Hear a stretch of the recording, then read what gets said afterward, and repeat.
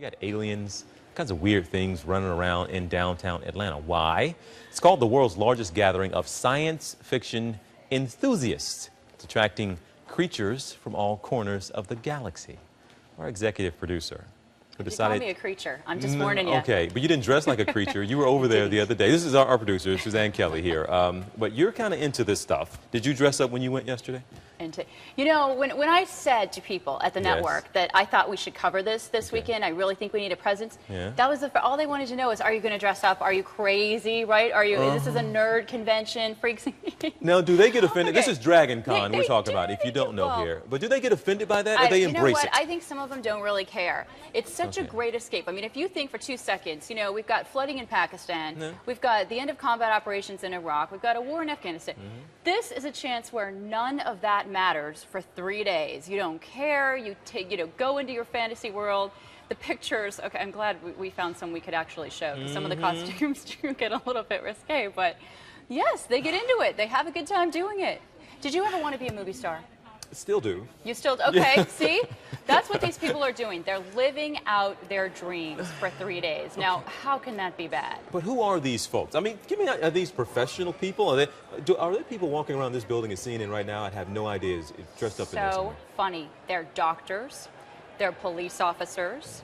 They're lawyers. I met a coroner the other day, which is a little creepy. Okay.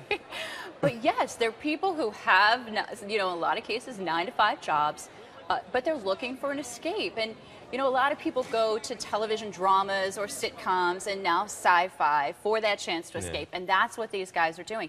Now, before you start to laugh and blow it off, right? I'm not doing it. I'm learning. You're educating me today. I know what you're. All right. So one actress alone who started her own webisode, her name's Felicia Day. Okay. Not the most stunningly beautiful, according to her agent. I didn't say that. I think she's very pretty. But was having a hard time getting herself cast in Hollywood. So she just started doing her own webisode, her own little science fiction world. And 1.7 million people follow her on Twitter.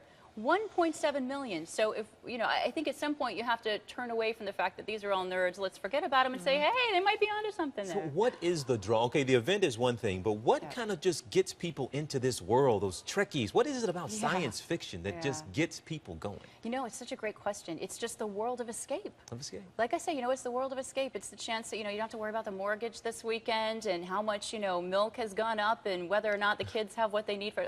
You just forget about all of that. And the kids, there are a lot of kids out there. There are kids out there too. I don't know that this is the most appropriate for kids. Because it can be a little risque, like you said. It can be. But, you know, the kids come with their parents. They were checking into the hotel. We were over there the other day, you know, and a 10-year-old girl, and I thought, okay, that's different.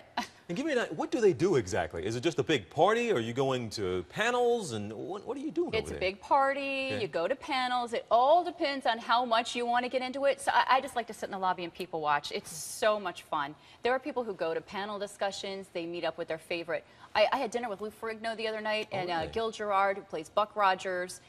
You can either go and get their autographs or you can just kind of mingle. You know, this is very fan-friendly. How did you get to that dinner? How did you hook that up? We'll have to have that offline discussion. Wow. Okay. And you just start talking to people. Okay, before I let you go, what did you dress up as, or what will you dress up as? I didn't dress up at. I didn't dress up. Other people are going to have to, like, throw suggestions, because I'm a little shy about it. I'm still a closet con person. Okay. Like, I enjoy watching, but I'm just not brave enough. All right. Suzanne, I'm glad you're here. And again, I'm learning. You guys are educating me more and more every year. I'm going to get you over there. Dragoncon. I want to go just to check it out. If you ever get me in an outfit, you have done something serious. All right.